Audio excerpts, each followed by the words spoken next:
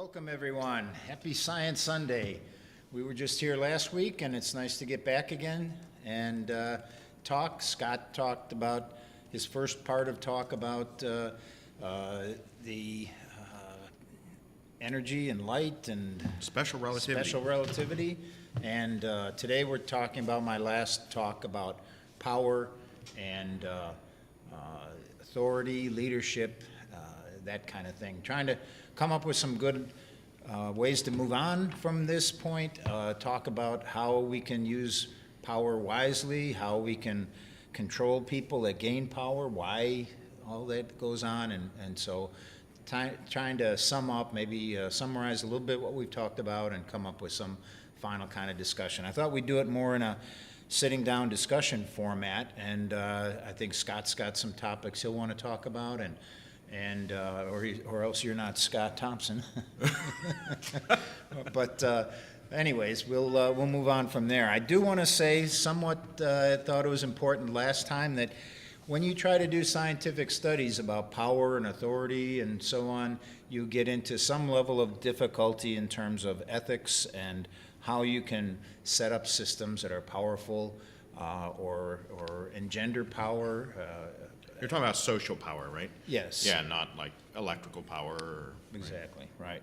Yeah. So again, some of these studies may apply in a place where you're rolling dice 40 times and asking people to self-report their results, and that may have a different impact on how people apply that power that they're given from that as compared to if they have control of a nuclear button or control about going to war, crossing borders, with military force and so on too. So you can extrapolate from some of these things, but you have to do it with wisdom and not essentially lightly, right? You can maybe gain some knowledge from it, but you have to be careful about what you're actually doing. So I wanted to start with that caveat. And we did talk a bit about hierarchies and how power came to be, that actually there was a part in the human brain that seems to diminish the need for power, and for much of human history as societies were built and as people lived in small little clans or tribes, bands, that power seemed to be, there's indications at least that it was kept under some level of control, that there were social structures that were set up to tend to try to diminish the capacity of some one person to gain power.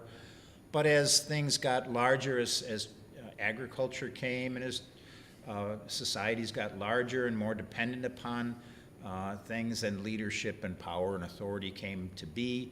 And now we're living in a very structured, very significantly hierarchical society that may not be how we've lived for most of our life as a species.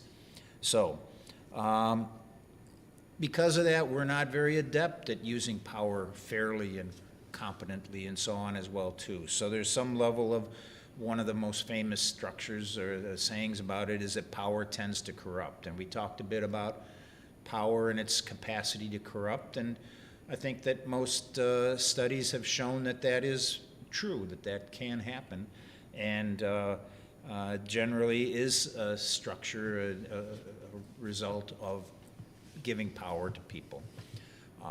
That many people misuse the power that they're given and don't accurately or do it for the best of all concerned. We have the computer here going, and Scott's available to take any questions or thoughts or discussions about this as well too. We're trying to make it a bit of a discussion, and we'd be very welcome to have you come in with thoughts and ideas and topics about that as well too.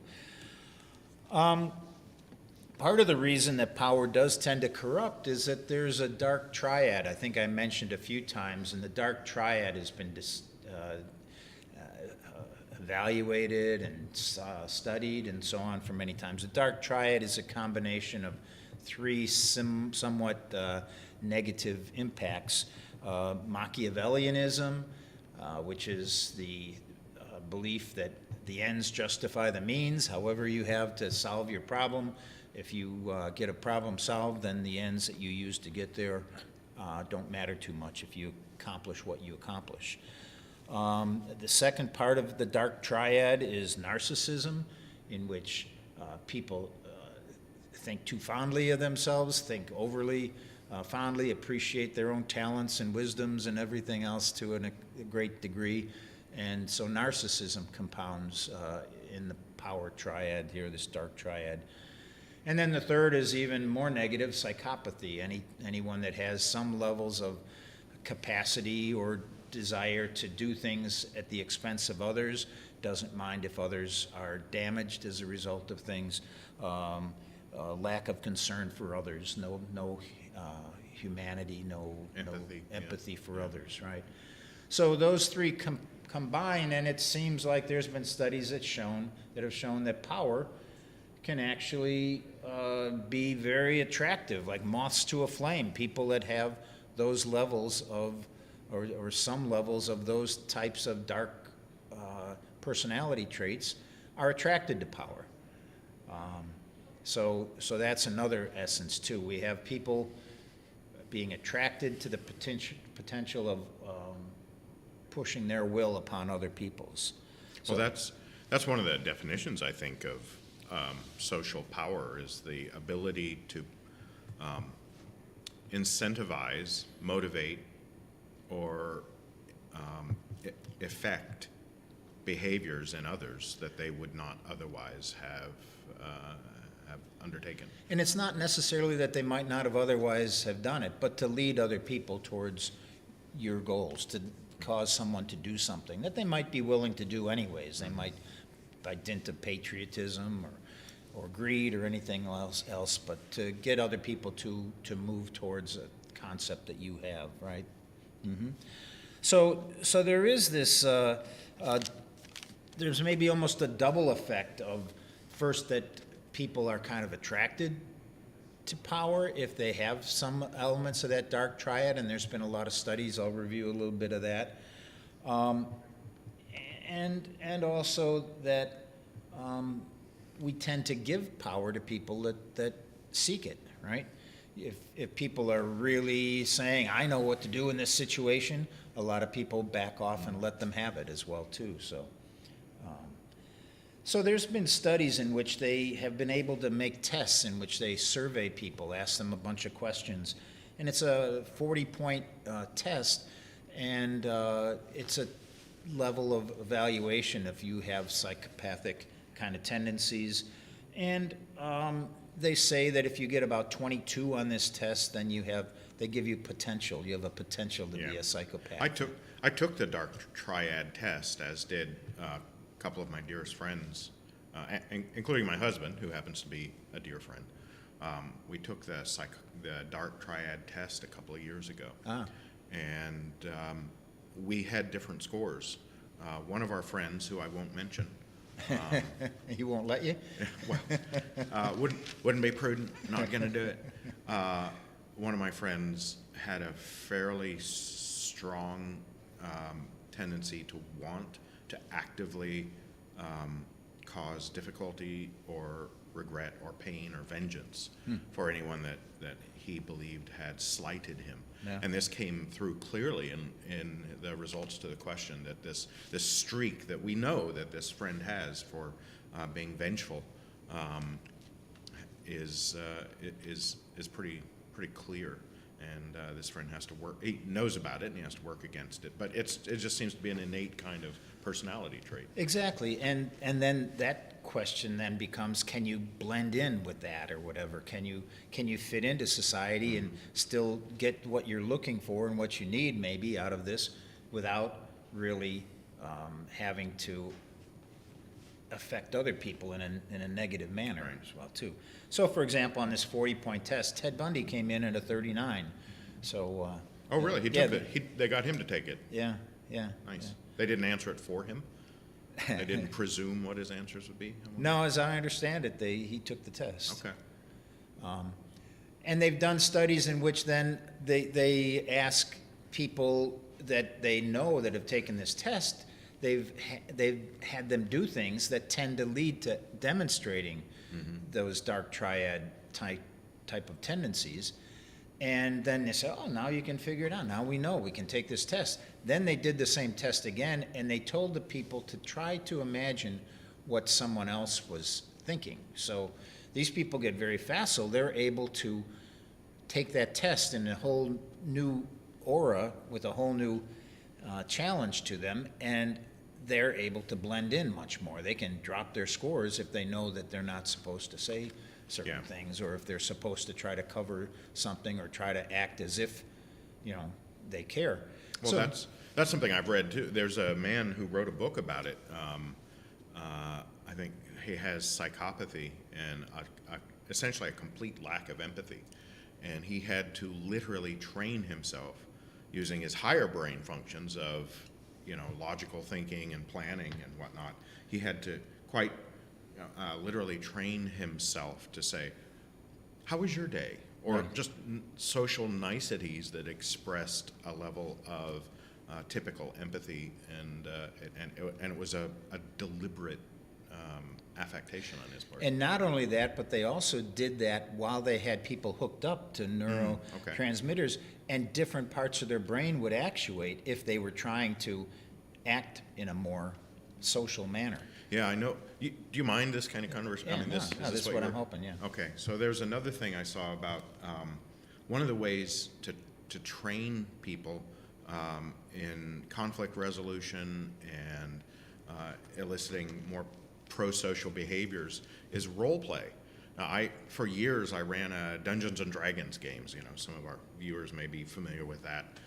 You play a wizard or you play a warrior, and you're fighting against, depending on the context of a particular session of the game. But typically, the games that I ran, it was the humans sitting around the table were all heroes trying to overcome some malicious organization or power in the world, and magic was available as Sauron. a fantasy thing, right?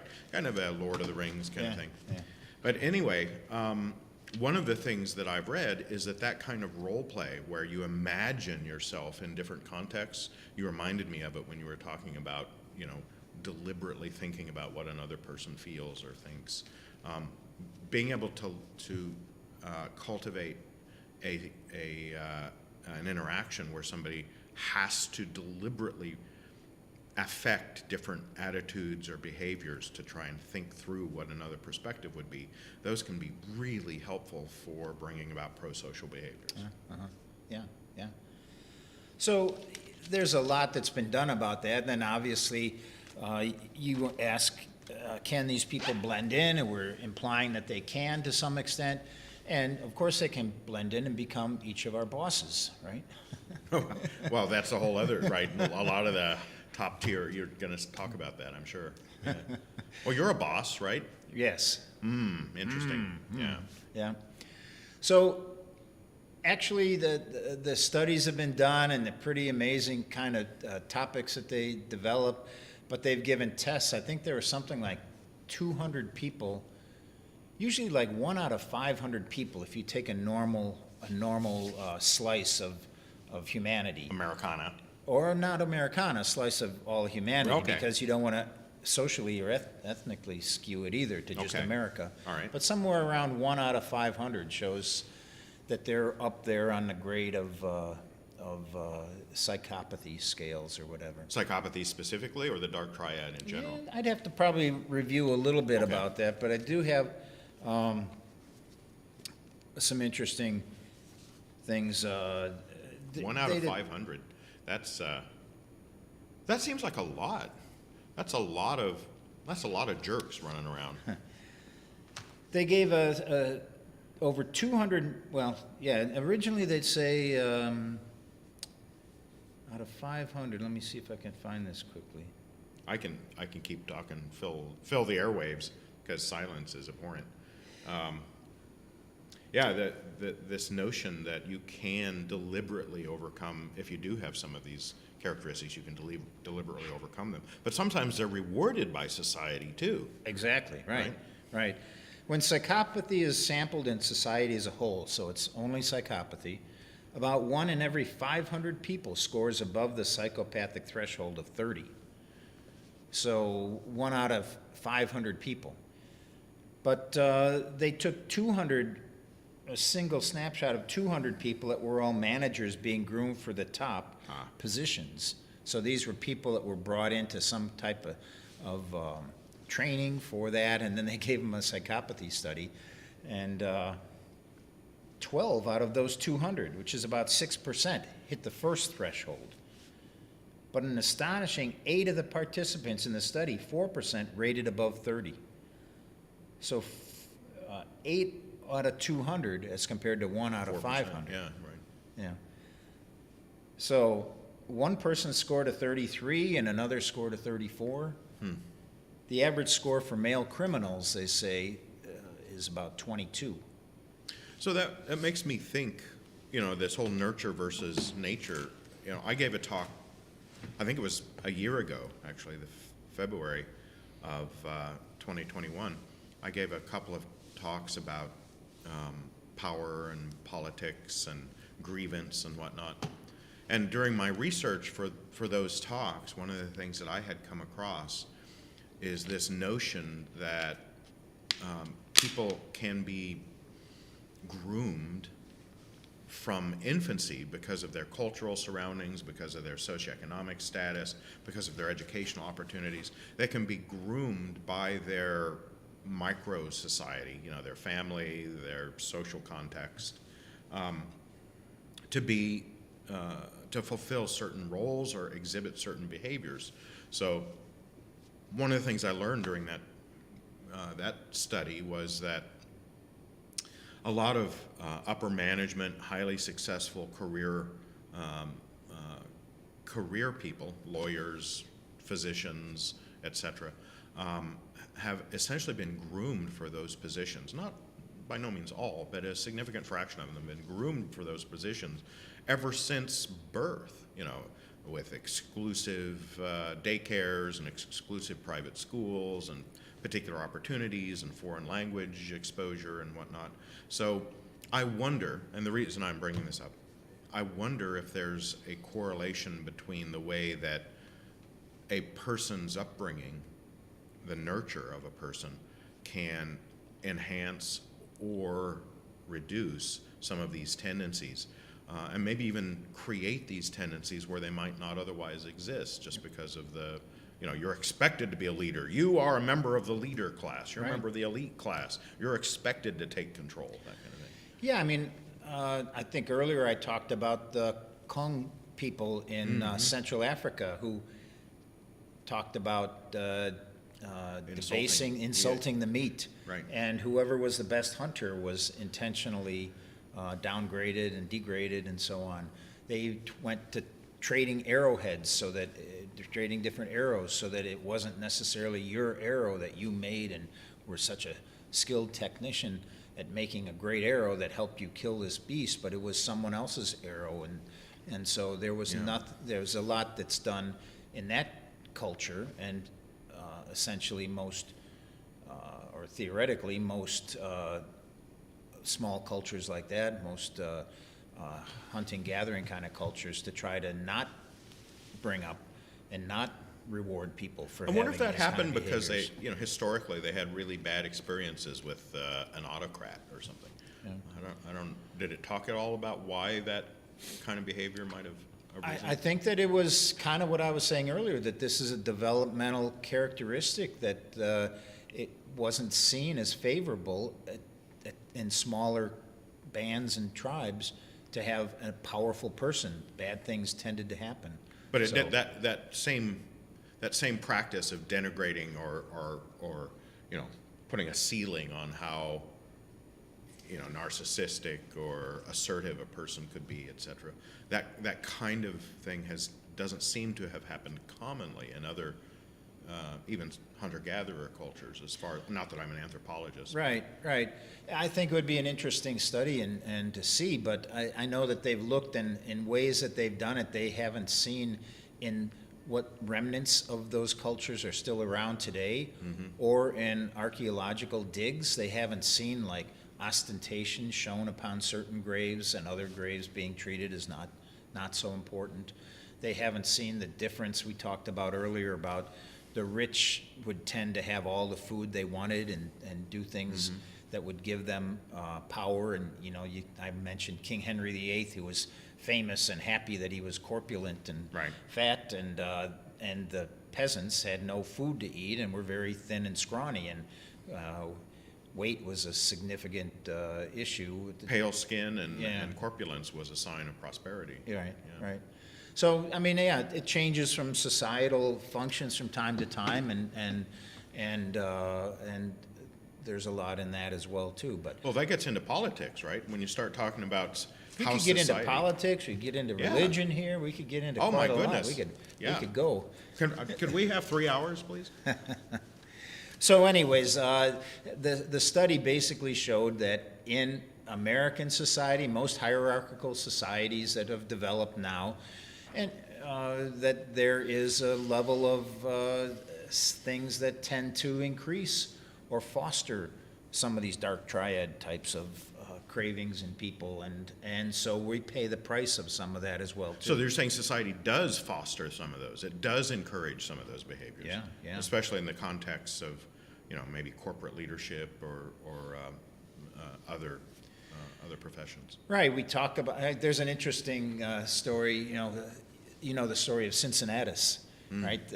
He was famous and he was revered by the Romans because he was just working in his field, and when they were threatened by a tribe that was potentially going to sack Rome, they went out to his field and he put down his plow and he put on the uniform and he led them to great victory, and something like 16 days later he had done, and they went back to his field and plowed, and You know, he he- was so good. And then they called George Washington right. Yeah, one the of my Cincinnatus of person I admire. America, the American Cincinnatus. Right.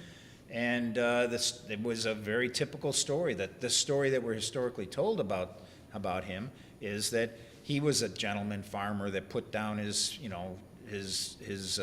tools to go back in service to the country, the new country that needed him. And he was also, you know, something we talked about earlier. One of the reasons I admire George Washington, you know, I think sometimes he's a overlooked founding father. He wasn't the intellectual giant of Madison and Hamilton and Jefferson and Adams, Franklin.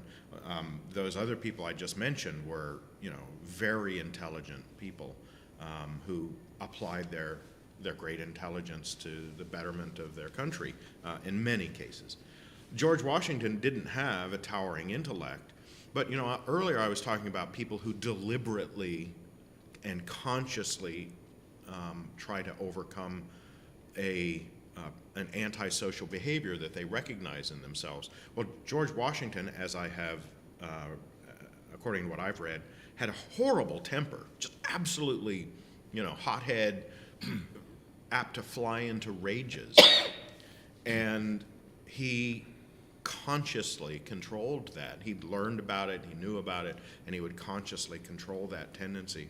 And some of you may know that when he was a young man, he wrote down lists of what we would call pro-social behaviors, you know, how to be polite, how to listen to others and respect others when they're speaking and whatnot, and just this whole list of how to behave like a gentleman. Yeah.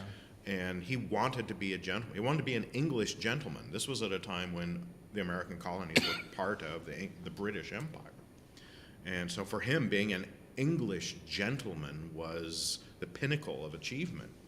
And then when Britain essentially, metaphorically speaking, spit in his face and said, "We don't need gentlemen like you. You're from a backwater colony," that's when one of the things that turned him away from being a British subject to being an American. But my larger point is that what you were talking about, some of these character traits, he both consciously overcame some of his antisocial behaviors deliberately and made a program for himself about how to emphasize the pro-social behaviors. And part of that list of being a gentleman was being able to walk away, being able to not be self-aggrandizing, not grabbing for power whenever it was offered. And I really believe that all that was done deliberately, and that is why among all the founding fathers, he's probably one of the best character role models. Yeah, yeah. Well, they wanted to have an order of Cincinnatus. I don't know if you're aware of that. At the time of the founding, they appreciated Washington and they saw the similarity to Cincinnatus. And they made an order, the leaders of the country made an order of Cincinnatus. I didn't recall that, no. Yeah. And George Washington was one of the founding members. So this is something to honor and respect the people who give up service, give their service to the country, and then go back to the fields again, too, at the time. And as it would happen, this would always be corrupted. And so one thing they wanted to do about it was, and they found these people, and, you know, that would be a great honor to be recognized in this Order of Cincinnatus. And so they wanted to give this order to people and tell them that not only would you become in the Order of Cincinnatus, but if you're so valiant and so on to be put into the Order of Cincinnatus, this would pass along to your children too. Oh, I see, so it became a hereditary. It became a hereditary honor, which actually goes completely against the whole tone of the whole thing, right? Right. You could pass on this honor, and then that would be probably the people who the leaders of the country would be picked from, and so on. You'd end up with a lordship again, like you have in England, an aristocracy. Right. So actually, Washington specifically stood up to that and said, no, he thought it was a good idea to have the Order of Cincinnatus, but he did not think that it should pass on in any kind of lineage like that. Yeah, he and thought so they put it carefully in. about that. They put it in, and they agreed to that. And later, they put in the lineage thing back in later when no one was looking. Or when after he had died or something? Yeah, or- yeah. Wow, that's disappointing. Right. So I mean, it kind of goes along with this whole aspect of power. Those that have power tend to want to kind of find a way to maybe pass it on to their child or something like that, or keep things going in some way.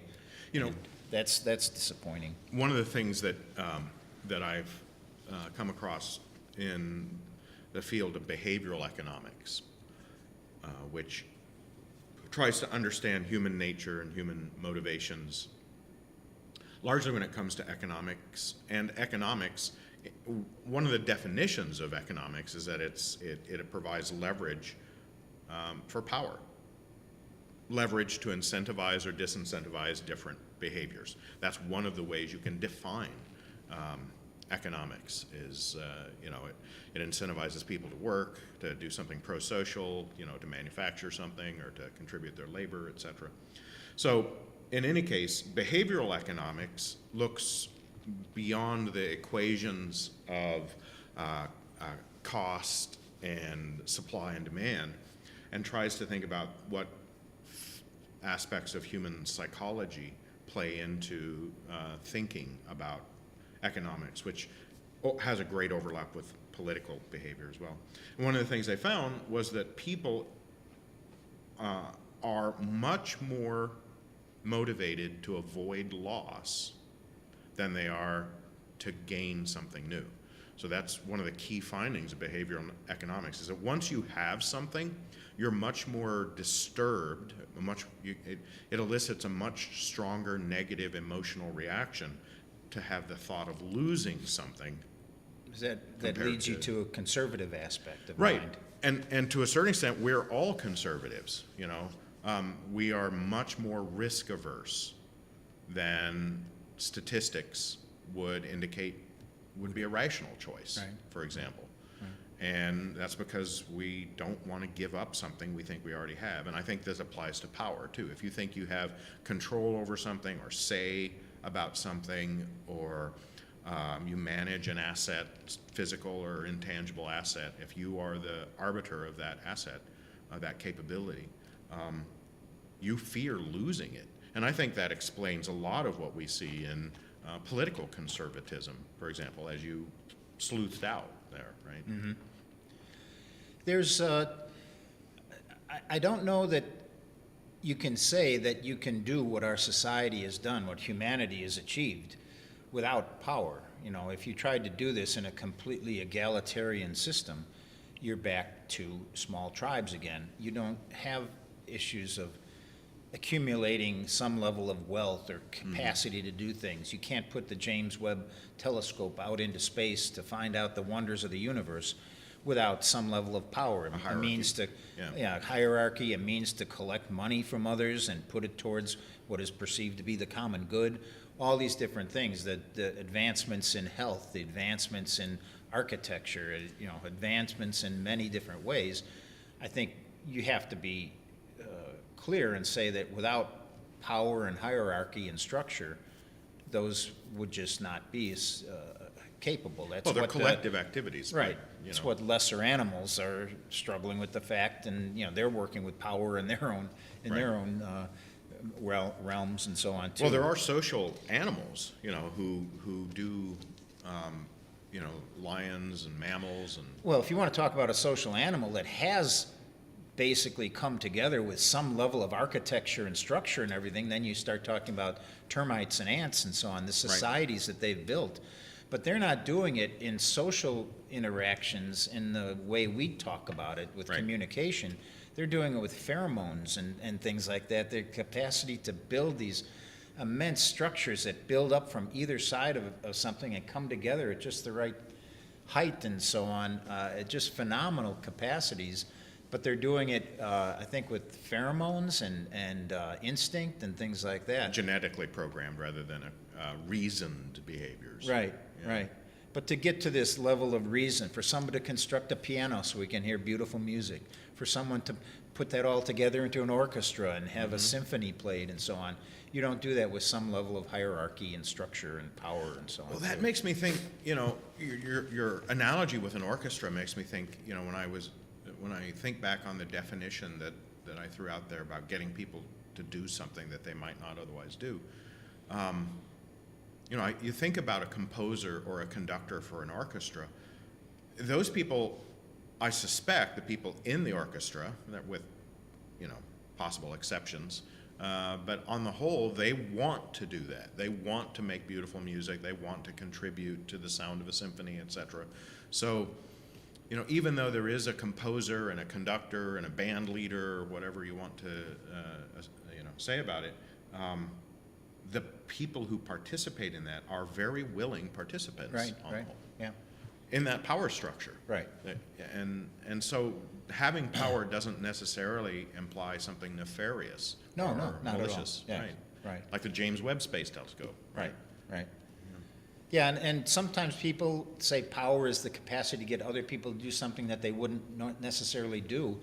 And I've seen it change to that, not to say that that's what power is, but power is to get others to work together towards whatever your goal is. Yeah. And it may be something that's their goal too, but to get them to be aligned with you and working towards that goal together is the definition of power from another aspect. When you said that earlier in our program, it made me think that casts power in a kind of negative light.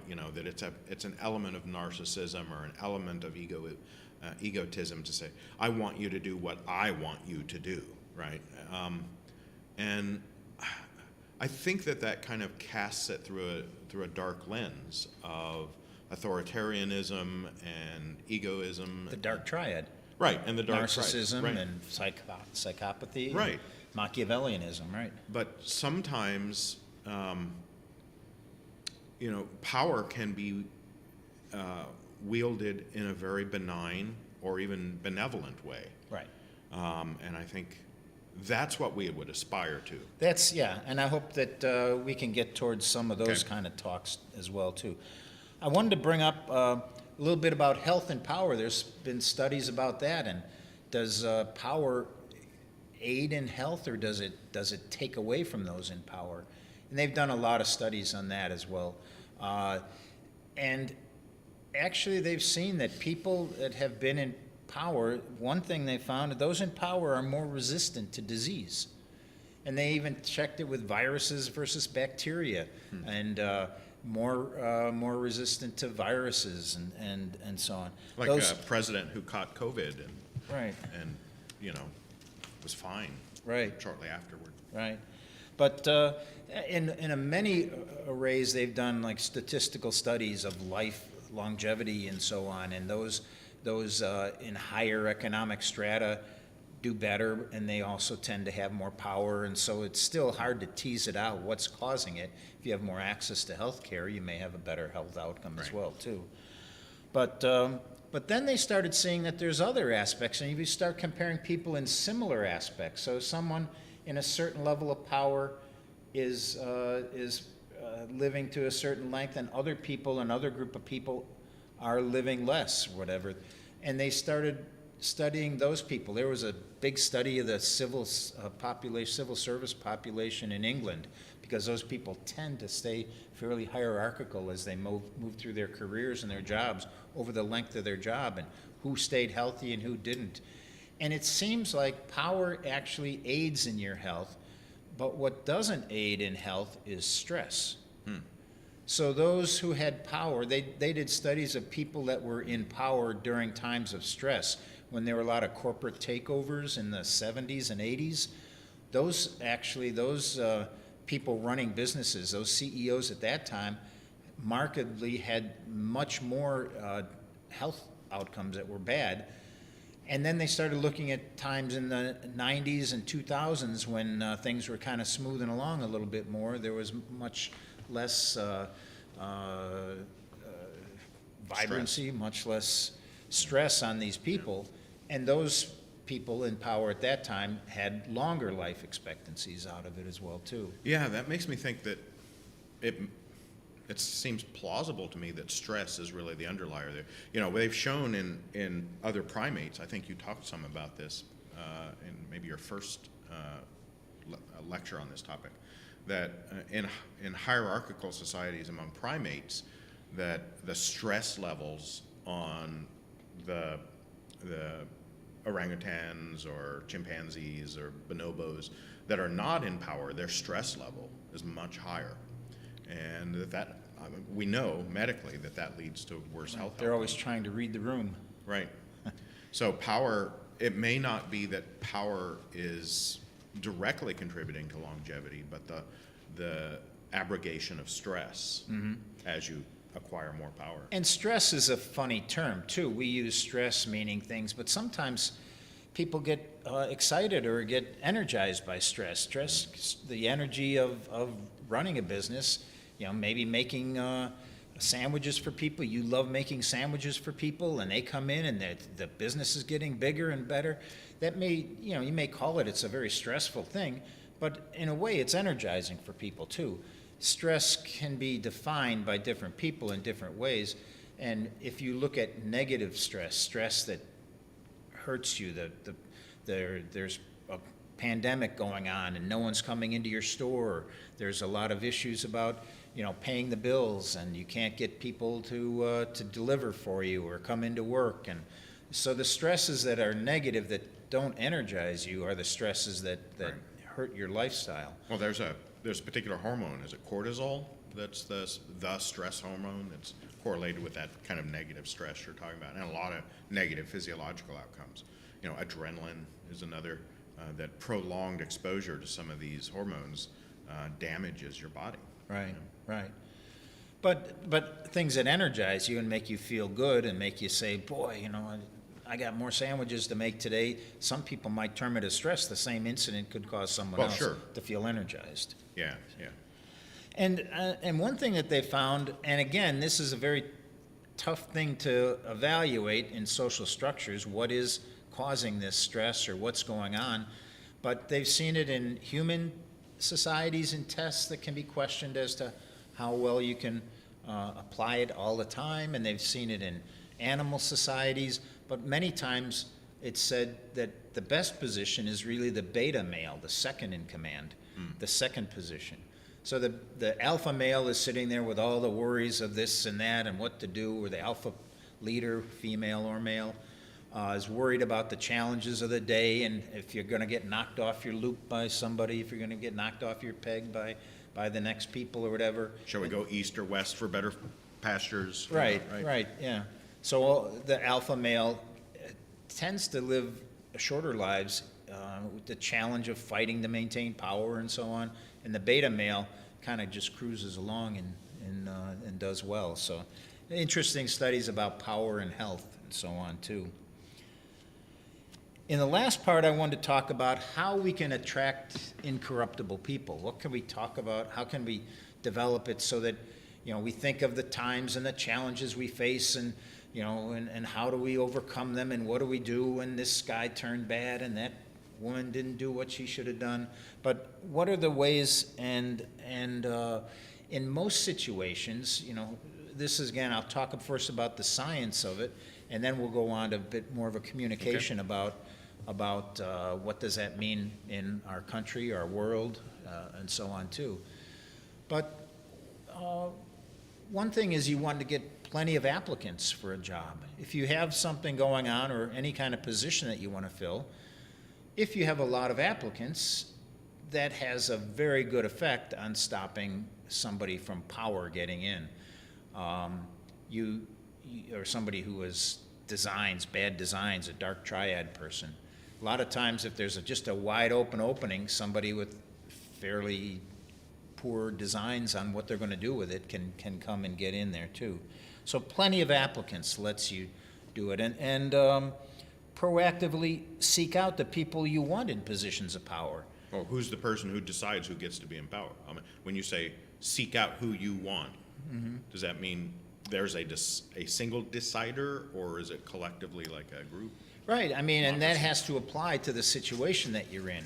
Yeah. If you're picking a new minister for a church, then you have to act under some of these rules and see, you want to get, but generally, no matter what, if it's, sometimes it's just one person looking for someone to take over the health care of their parent or something like that, or it can be the leader of a country or a minister of a church, or so whoever's involved in the decision-making process or the picking of the person or the giving out of power, they should generally get plenty of applicants.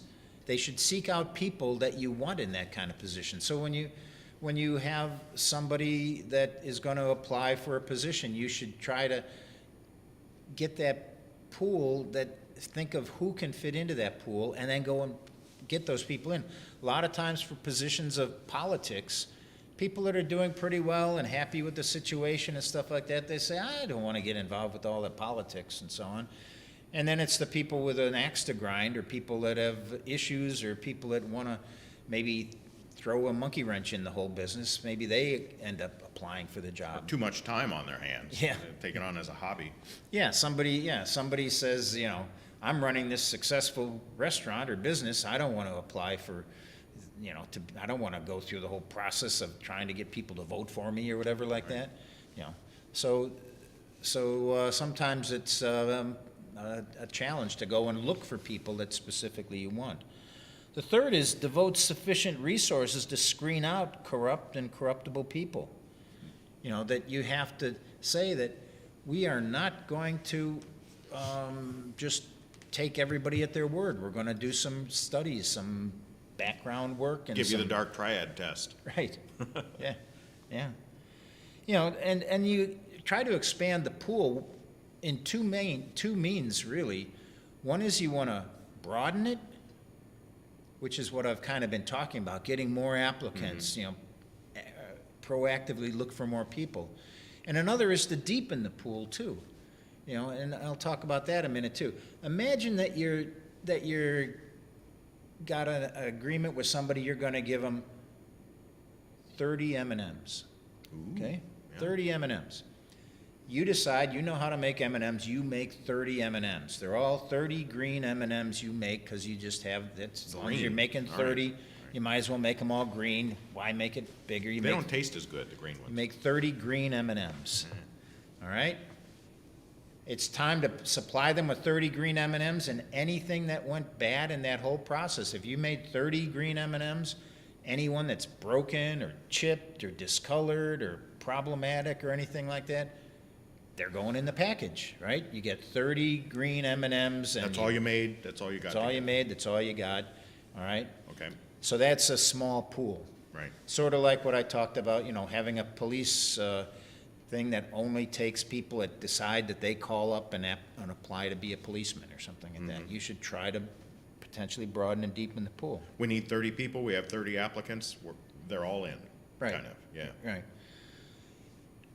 So the next time you realize that people weren't that happy with the 30 M&Ms you gave them, so you decide and you make 60 green M&Ms, okay? Well, you got 60 green M&Ms, they're all gonna do the same job. Maybe somebody doesn't like how they taste or anything like that. But when you make 60 green M&Ms, then you can pick the 30 best at least, right? And so now you supply a better product, right? Better options for what people can look at it and say, this guy knows what he's doing with M&Ms to some extent, right? Except your business is just lost on the manufacturing of 30 extra M&Ms. Yeah, So quality control is important. right. It's spending the resources to make sure that that you do the things that get you the best quality of what you're looking for. Applicants or Right, products. right. Okay. But let's say that you go all out and you start making green M&Ms and red M&Ms and blue M&Ms and chocolate, you know, all the different Peanut M&Ms. covered. Peanut, some have peanuts on, Yeah. covered M&Ms or covered with covered peanuts and so on. So that's broadening the whole pool. That gives you diversity, and diversity sparks innovation inside people, right? Now you've got something that's going to be a potential answer for anybody that looks and says, I've got the kind of M&M I need to succeed at this But job. I don't know. I'm going to role play something here for a second. I'm not a big fan of diversity. According to this role play, don't send me nasty emails. I'm not a big fan of diversity because, you know, with more diversity, we've got more opportunity for failure. We've got more, you know, more opportunity for naysayers and people that don't fit in with our culture, or, you know, dessert candies that don't have a proven track record. So I'm not sold on this whole diversity thing. Can you persuade me? Well, if you have only one answer for how to do things, right, and it's green M&Ms, that's your answer. It may be a great answer for certain people, and somebody may buy and go out and look specifically. They may buy M&Ms and throw out all the rest of them and just stick there with the 4 green M&Ms that they got and just savor them, right?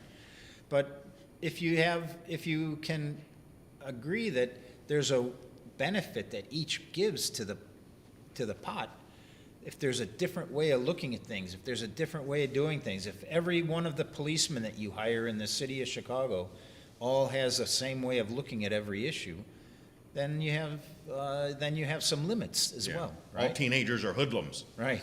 Yeah. So hopefully with a diverse set of talents and skills and capabilities, as you work in a business, right? I mean, if you have a business, you want somebody that's really good at money, right, and keeps track of the money. You have someone that's really good at slicing the meats and so on too. You have somebody that's exceptional at combining it all together. You have somebody that's Customer really service, yeah. pleasant with the customers, right, and so on. So a good business and a good police department, a good country has, at least there's a point to be made that diversity is an exceptional, is a value, right? Yeah. Clearly, there are some countries that don't operate under that. You know, Japan and China come to mind as being 2 countries where there are still really huge problems with the acceptance of diversity, or the encouragement of diversity. There was a study done in which they went to a number of villages in India, and they randomly assigned a leader.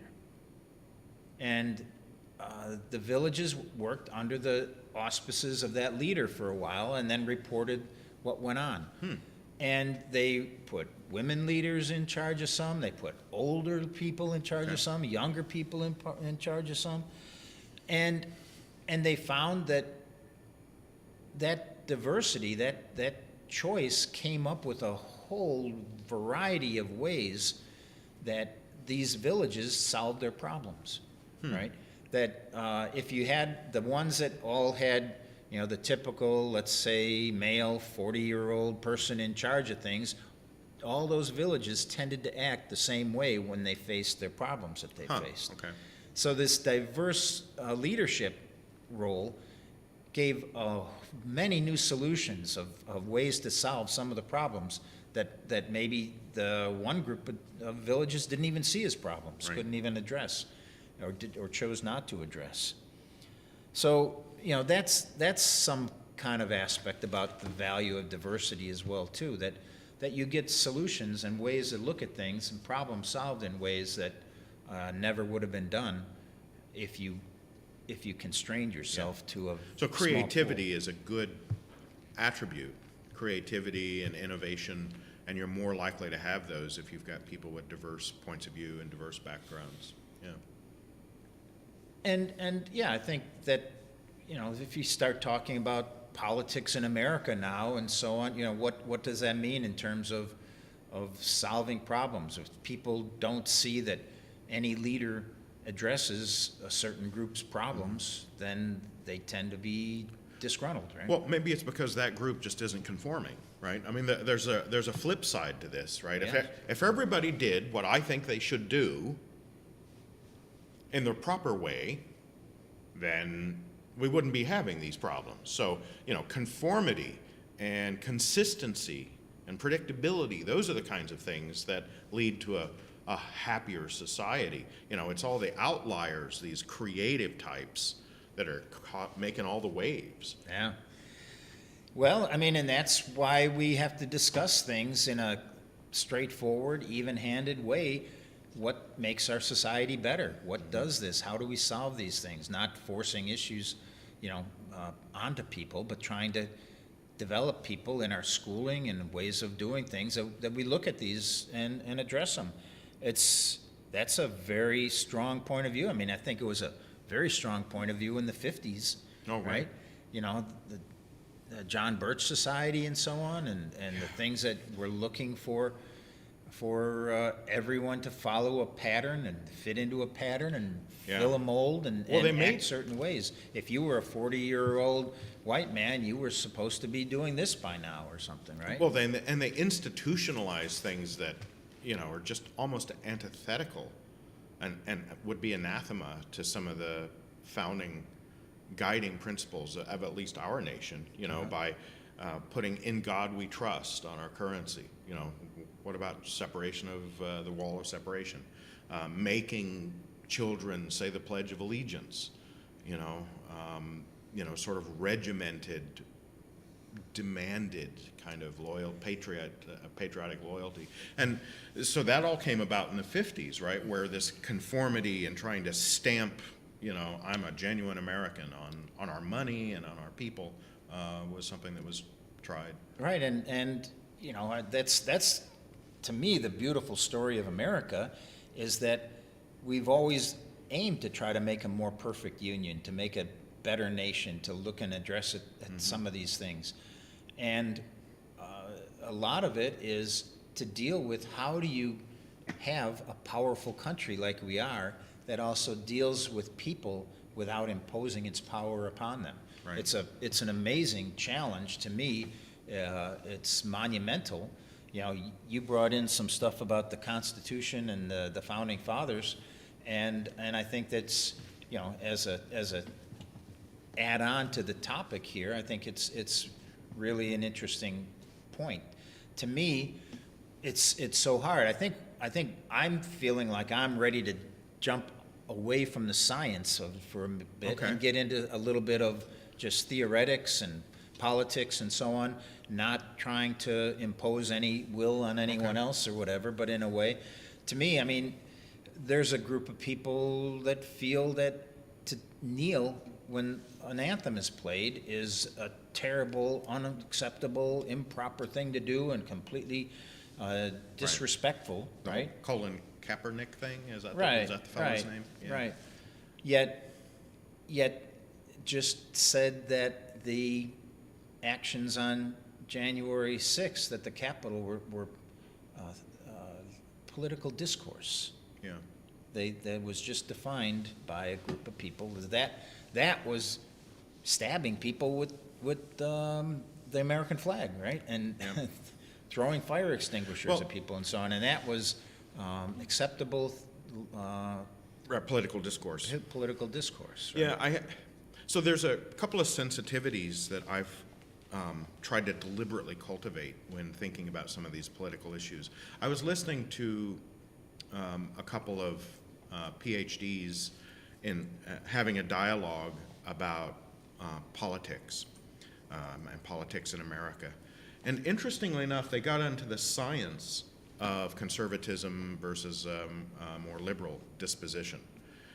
And these two professor types started talking a lot about finding the gene or the genes for conservatism, and what's the explanation for conservatism, and what goes along with conservative political behaviors is often religious behavior and whatnot. And what I have tried to become more sensitive to was the selection bias, even in the way they chose to frame the problem, right? Nobody, during that hour and a half dialogue that I listened to, nobody talked about looking for the liberal gene. Or, what were the correlates for liberal voting in terms of other social behaviors and whatnot. They really focused on conservatism as if it were a problem that needed to be solved. And regardless of what you and I have as our own personal political disposition, I think that it is valuable for all of us to be very more deliberately sensitive to these kinds of framing issues that we tend to want to cheer for our in-group and jeer at our out-groups, whatever they may be, whether politically defined or not. And we can all do a better job of being more intellectually and rationally deliberate about paying attention to the way these are framed and the ways these discussions seek to impose power or impose points of view versus listening for diverse opinions. Yeah, I think that, to me, there's talk about right now truckers in Canada going to parade and drive their trucks to the Capitol and make a statement about what their feelings are about the vaccine crisis and the vaccine issue. And immediately, I think certain things pop into people's mind, and it's somewhat how we've been programmed to address it all. And part of it is the stations we watch, and part of it is you're looking for, how does this fit in? How do I... With my narrative. Right. Yeah, how do I make this all comport with my way of looking at the world? And there's people that are saying, what an interesting thing. Those guys are like heroes. They're coming around from all over the country, getting together to work together. They aren't people from immense aspects of power, but they're coming in to make their point of view and make their way of Regular looking at people. things. Yeah. They're regular people. And there's another point of view saying, oh my gosh, it's crazy right-wing truckers, they're probably close to Nazis or something like that. There's a whole other aspect of people that are willing to completely diminish them and not even really hear the words that they have to say or why they have to say them. Well, that's what I talked about last year with, why people resonated with Trump, and the other side of that coin was Bernie Sanders. Two absolute nonconformists, in terms of the unwritten rules about the way we conduct politics and whatnot in the United States. And, the language of grievance, the emotional appeal of grievance, of being dissatisfied with the status quo, both Bernie and Trump appealed to those sentiments in different ways. But the underlying sentiment is the system is broken and government isn't working for the people, et cetera. Those sentiments have some legitimacy that not nearly enough dialogue has been spent, not nearly enough action has been taken. So how can I wanted to make sure that we got today, we can probably run a couple minutes over, but I wanted to get into this idea. Have you come across any ideas other than having a big pool or a diverse pool? How do we do a better job of selecting our leaders? I think it's critical to be aware of this selection bias that we have, this way of looking at things, and try to address it. It's a tough system right now because you're living in a system that's built on power. The whole, we're as power, but the money involved in politics and everything else. If you can get to a point in which you're not playing these power games and not finding that money equals speech and all these different things that just set up a system that we're that somewhat in entrenches trouble. Yeah, that entrenches this whole thing. It's a self-selective system. You'd think that you'd like to have more people outside the box, right? Not fitting in, and we're this guys, and you guys are those guys, and now we're against each other. You know, you have to try to have some level, and I thought it used to be that way at work. People would be more able to discuss issues and say, well, here's what I think is good about healthcare for all. You know, it seems like there's that for a while seemed to be going fairly strongly, but it keeps getting beaten down. Ideas that are good ideas, I think, keep getting knocked down in that way. There are quite a lot of ideas that this guy is talking about. One is that people act better when they're watched. Exactly. Well, that's the whole three branches of government, right? I mean, that realization is ancient, Right. and demonstrably true. True, right. Yeah.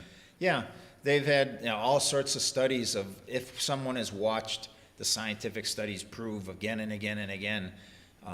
They had a lot going on with corruption with New York City Police Department people. And a guy came in and he announced what he was going to do. He let everybody know it ahead of time. And he came in and basically they'd ask a policeman to go and watch this room. It had just been a recent drug bust, and you're supposed to provide security there.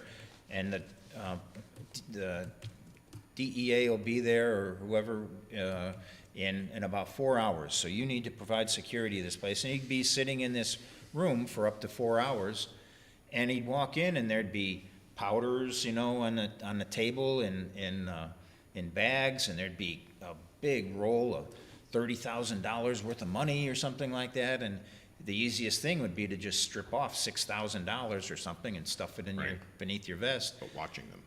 But it was all, this guy, this man set up a system in which this was a house that had cameras and microphones and everything set up in it. And so he found crooked cops, and then they dealt with it, and things got better. They only did this, I think the last year they did it, they found 6 crooked cops out of something like 200 setups. But they asked the cops, were you ever part of this? Were you ever? And almost every cop felt like he had been put in a situation where his ethics was being tested by the system. So he acted, so people felt like that just because it was known that some of that was done. It expanded much wider. Well, you can put a fake security camera up, you know, something that looks like a camera with a little flashing red LED on it, and the theft in your, let's say it's in a store, the theft frequency in your store will go down. So if people believe they're being watched, they're likely to behave more virtuously. Right, and it's same with our politicians. If they see that they're acting in a situation in which they're not just supported for whatever they happen to say, but that their actions and words are questioned. Right. You know, then Oversight committees and whatnot. Right. We got a couple comments from Eugene online. He said that he has read that leaders gain power by creating myths, and then one of the ways that democracy can function better is cultivating voters that see through the myth or untangle the myth, think clearly about it, and choose leaders that are more grounded in reality than mythology. So, interesting observations. No, I think that's true. And again, it's this painting a picture, right? I think politicians maybe succeed by painting a larger picture and then placing themselves at an important point in that picture. Right, the hero of their own mythological story. Right. One of the things that has been in several books that you and I have read, we've talked about them offline, is the idea of lotteries for selecting candidates or fulfilling positions. You know, once you get your bag of 60 or 60,000 M&Ms and you only need 30, then you should have a lottery. You're right. And that, you know, if you're talking in a political context, that helps get rid of some of the things where it's based upon height. You know, you talk about how a taller male is more likely to become a person of power than a shorter. So some of those other things, John Rawls, a moral philosopher, has talked about the veil of ignorance. And as long as you have a filter for qualification, and then you pick from that qualified pool randomly, term limits are another, gerrymandering's another. There's so many Right. of these problems. No, but that randomness and that is an important one, and I should have brought it up earlier.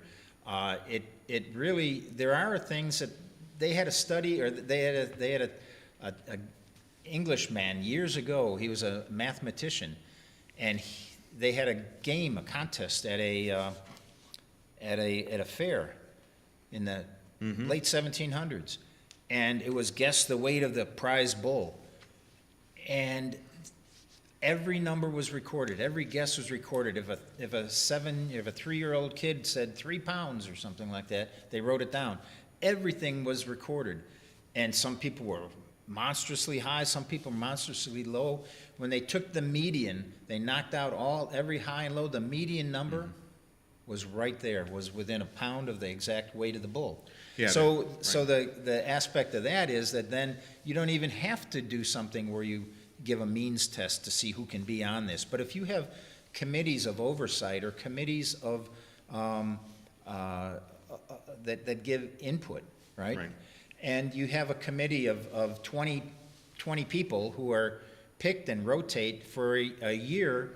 20 or 40 people from your community are on this committee of input, and they look at an issue, let's say healthcare, and they look at it with all the value and all the benefit they come up with, and they come up with a idea. None of it is legally binding. No laws were created or anything, but what that does is then it forces politicians to say why they aren't willing to go along with that. Right. Right? It's not just something that you can set up some straw man out there and say, I'm not for communism, or I'm not for, socialism, whatever. You have to address this policy that got instituted, got studied, Right. had to go through this reflection of 40 people, let's say, and got brought up as a part of our government. These are people that are working for our government that say this. And so that generates this need then to respond to that. Well, one of the things about our particular political system, the oldest constitutional democracy in the world, but our Constitution was written at a time that the scientific enlightenment was just feeling its oats, just beginning, really. And one of the ideas that I've had, I'm sure many, many people besides me have had it, is make our legal processes and our laws and our policies more scientifically oriented, not just in the context of things like climate change or the obvious big science issues, gender equality, etc. But every piece of legislation, I think, should have a problem statement. This is the problem we are trying to remedy. This is the situation we're trying to improve.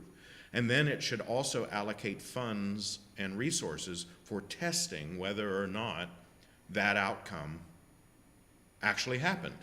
And if it didn't happen, there should be a feedback mechanism. Just like in science, you form a hypothesis, you develop an experiment or a policy, and then you measure the outcome to see whether or not your hypothesis was correct. There's so many unintended consequences Right. and perverse outcomes from many policies, and there's no inherent mechanism in our system for creating that feedback loop. I wanted to highlight really quickly this idea that these struggles and these conversations are not new. They're thousands of years old. And James Madison in the Federalist 51 wrote perhaps one of the most famous phrases in all of the Federalist Papers. If men were angels, no government would be necessary.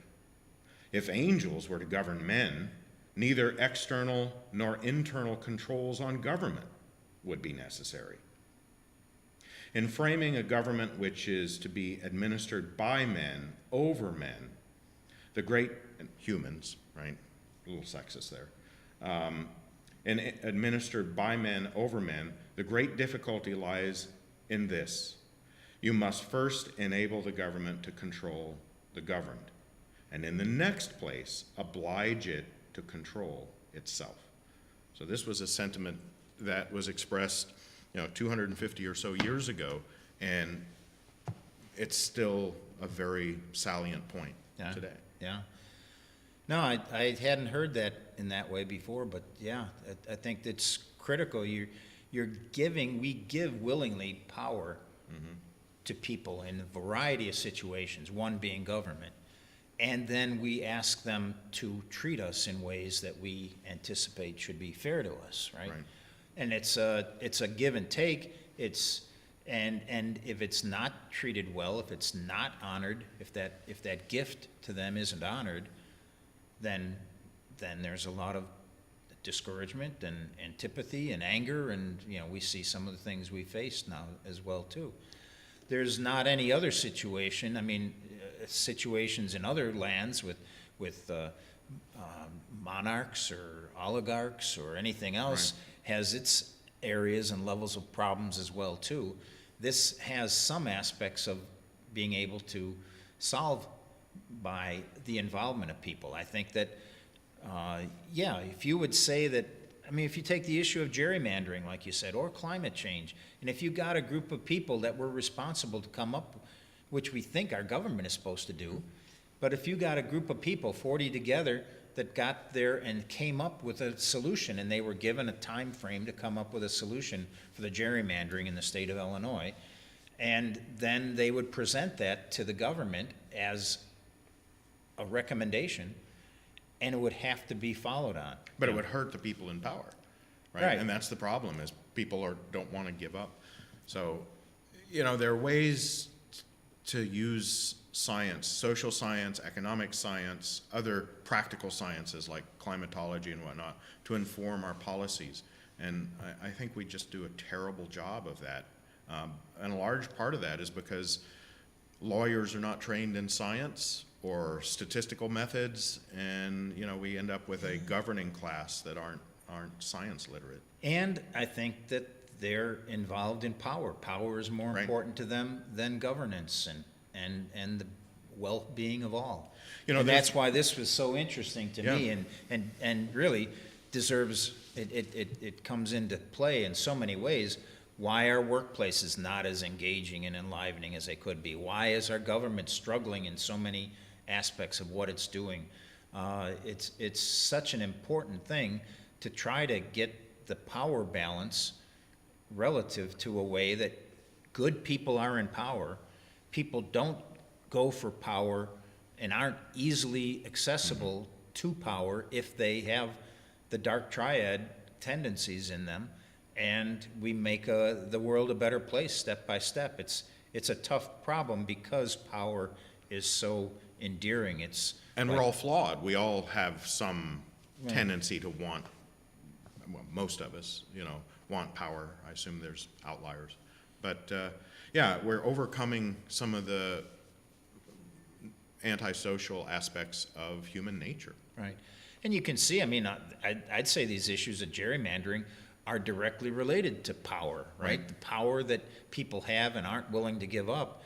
And so it behooves us to try to address power in scientific ways and in social ways, and try to make it work for the best of all. In past Science Sundays, this probably goes back 5 years or so, I made an observation due to some reading I had done that every zero-sum game, and politics is a zero-sum game. You are either the winner or the loser in our system. You either get the votes and get into office, get to power, or you don't. And long after James Madison, who was well steeped in the history of the Roman Empire and Greece and a lot of political systems that have been tried before, James Madison, for all his genius, didn't know anything about game theory. And one of the things that we have learned from game theory is that whenever you have a zero-sum game, and politics is one of those, it will always come down to a two-player game. There will be coalitions formed, etc. And the founders did not envision that. They explicitly envisioned, in fact, many coalitions vying for voice, vying for power, vying for say. And making compromises. Right, and that's just not how zero-sum systems work. So we live in a society where there's a positive sum opportunity for all of our lives to improve, but we are governed by a zero-sum system. and there's a fundamental incompatibility there that could be addressed more clearly. Well, I feel like we could keep on talking Yeah. about this for quite a while, and probably people are looking at their watches and wanting to get on with their day. So thanks so much for participating in the discussion. I didn't want to have a bunch of slides and lecture. I thought this was a fun way to bring it up. We'd welcome your thoughts and ideas if you see this later, or send some other input along. And thanks, Eugene, for your points, and thanks to the folks up top for the work on the AV group, Mike Els and Mason, and Wonderful new microphone. wonderful new microphone that the church purchased for us that hopefully made our voices sound well. And when I Yeah. coughed a few times, I apologize for that. But See you in anyways, 2 weeks. You're in 2 weeks, yep, and that'll get us through February, and then we'll be into March. Yeah, I'll after talk that. more about, hopefully my final lecture on special relativity, moving things that move near the speed of light, and some of the implications of that. Anyway, see you in a couple weeks. Take care, stay warm, stay healthy, and see you soon. So long.